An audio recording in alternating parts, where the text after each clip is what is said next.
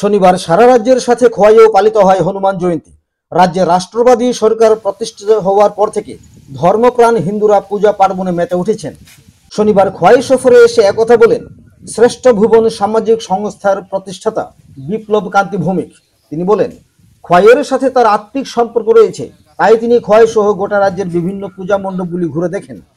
তাছাড়া তিনি বলেন, বর্তমান সময়ে আগের তুলনায় পুজোর সংখ্যা অনেক বৃদ্ধি পেয়েছে। তার মানে রাজ্য জুড়ে শান্তি সম্প্রীতির বাতাবরণ বজায় রয়েছে।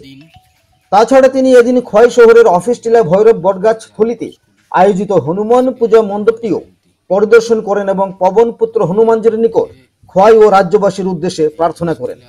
ভৈরব যে পাড়া, এখানে অত্র এলাকার যারা সনাতনী হিন্দু ভাই বোনেরা আছেন সবাই আজকে এই হনুমান আমাদের মহাবীরের উপাসনা করেছেন।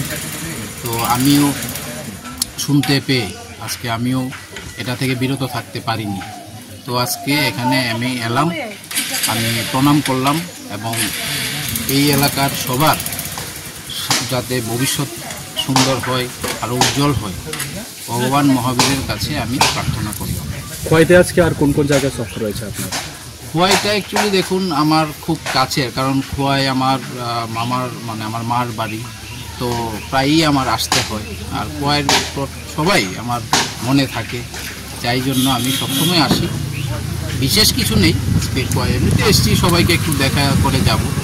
আর আজকে সারাদিন সকালবেলা থেকেই সকাল 6টায় গেছি উদয়পুর মারবাড়িতে। আজকে পূর্ণিমাতে একটা আমাদের কাশী বিশ্বনাথ থেকে একজন মহারাজ এসছেন, শঙ্কর আচার্য, ওনার সান্নিধ্য পেয়েছি।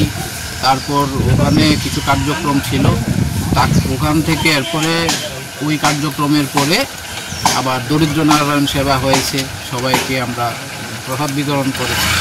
ওইটা সেরে এরপরে এখন আপনাদের এখানে এলাম।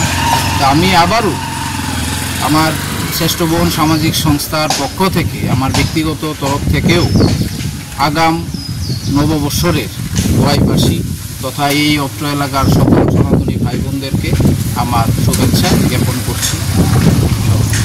খোয়াই থেকে প্রদীপ ঘোষের রিপোর্ট, ত্রিপুরা পাইওনিয়ার।